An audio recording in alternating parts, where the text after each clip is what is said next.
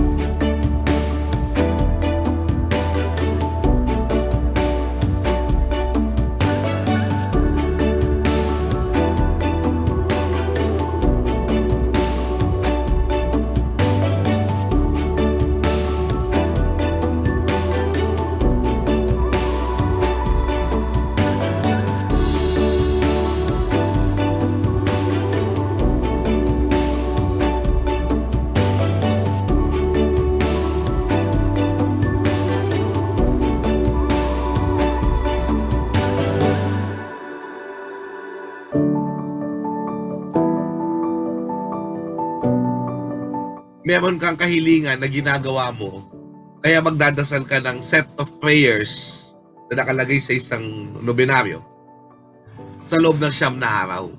Ibig sabihin na manata ka na sa loob ng 9 na araw para matupad yung iyong mga kahilingan.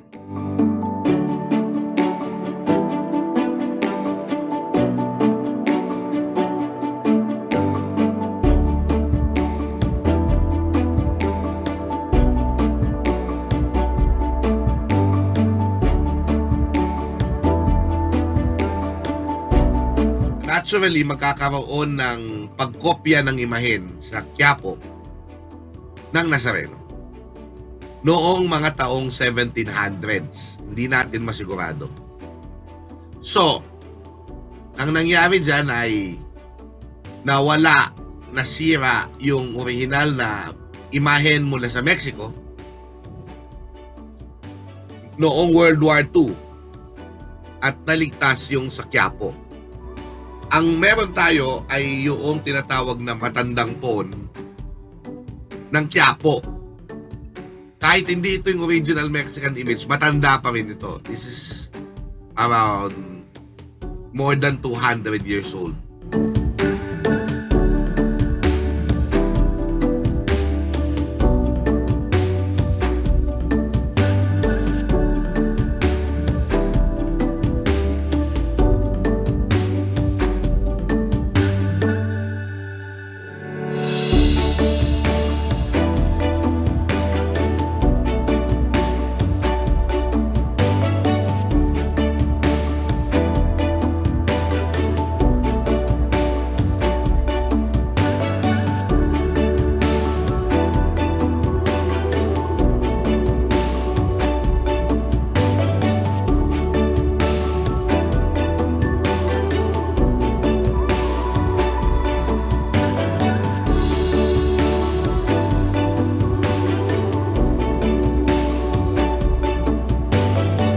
Maraming kwento lagi na nasunog yung barko, kaya nangitim at naligtas lamang ang santo.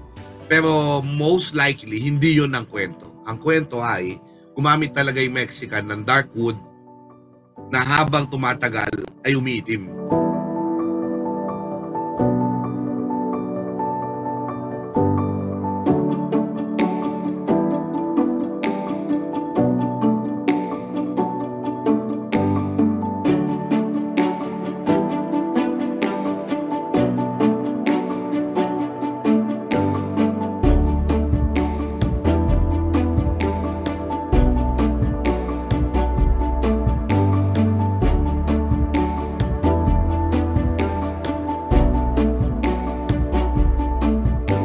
So, yang imahen na yan, dahil kinailangan na, kumbaga, pamamaingatan, hinati sa dalawa.